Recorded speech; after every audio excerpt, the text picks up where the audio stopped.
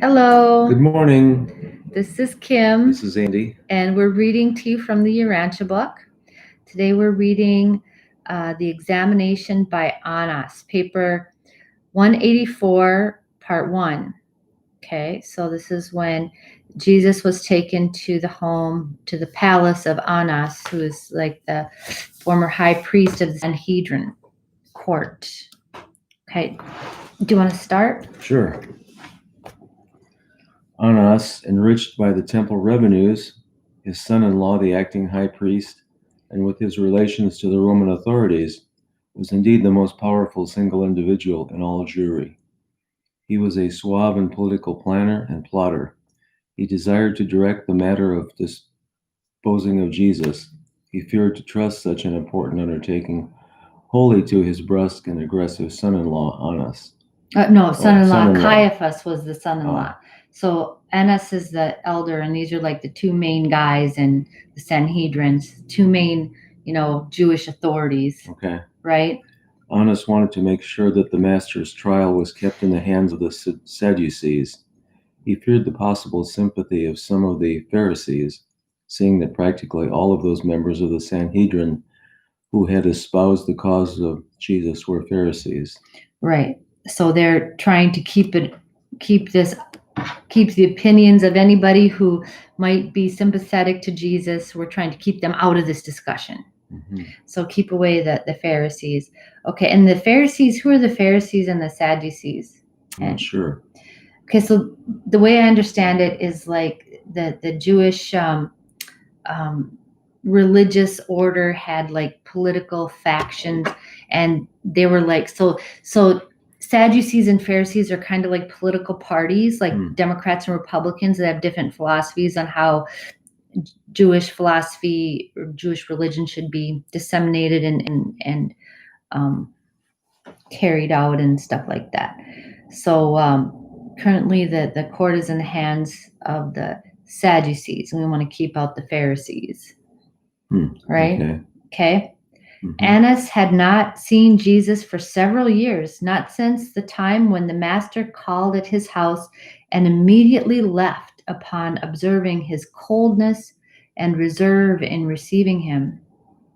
Annas had thought to presume on this early acquaintance and thereby attempt to persuade Jesus to abandon his claims and leave Palestine.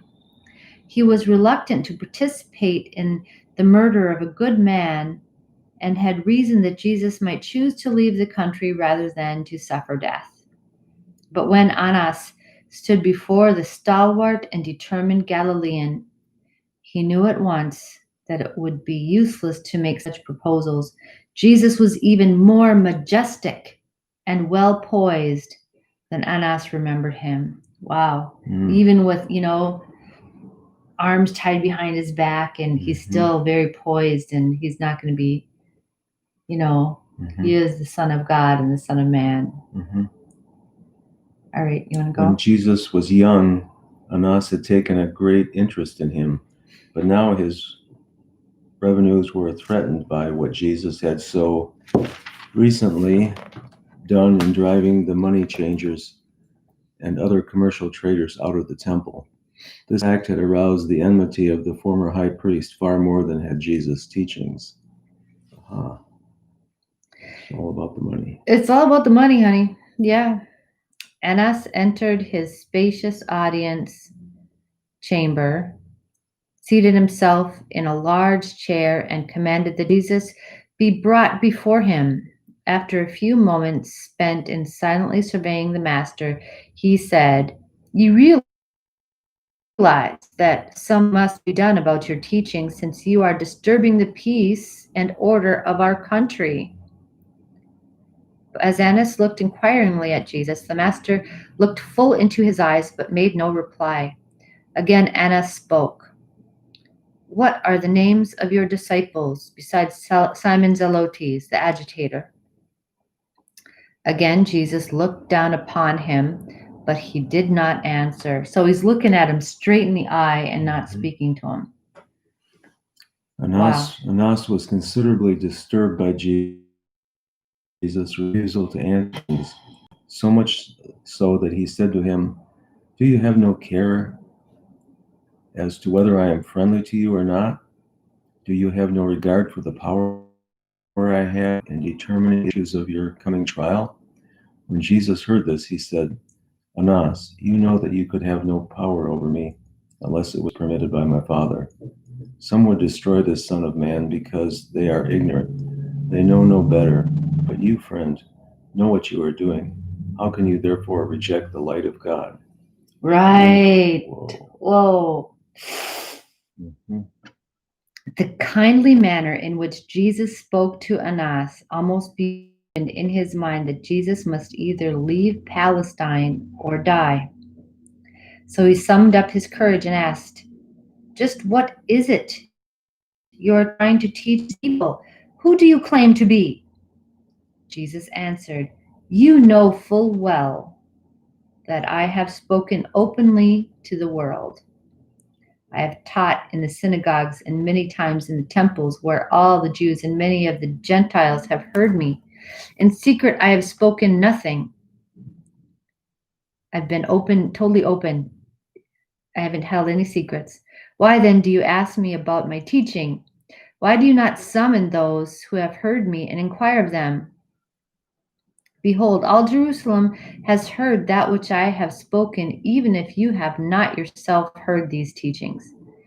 But before Annas could make reply, the chief steward of the palace, who was standing near, struck Jesus in the face with his hand, saying, "How dare you answer the high priest with such words?" Annas spoke no words of rebuke to his steward, but Jesus addressed him, saying, "My friend, if I have spoken evil, bear witness against the evil. But if I have spoken the truth, why then should you smite me?" Although Anas regretted that his steward had struck Jesus, he was too proud to take notice of the matter. In his confusion, he went into another room, leaving Jesus alone with the household attendants and the temple guards for almost an hour. When he returned, going up to the master's side, he said, "Do you claim to be the Messiah? You have known me from the times of my youth.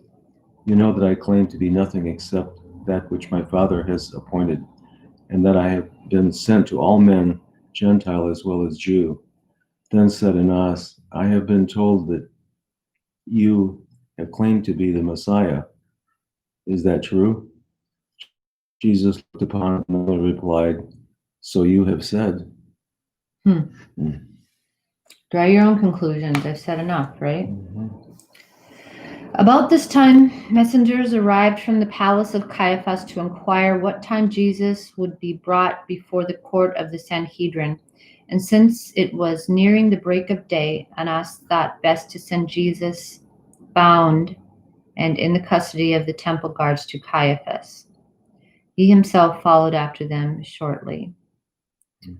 Okay, so they're Wow. going to Caiaphas's place. Yeah, okay. Okay. Thank you very much for listening. We'll see you next time. Thank you. Have a great day. Bye. Bye-bye.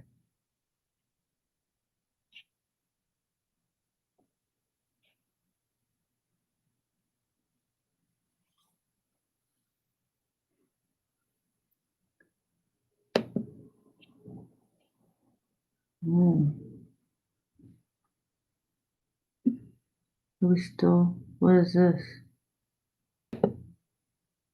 Oh, we're still going on. Oh, I did it wrong. There.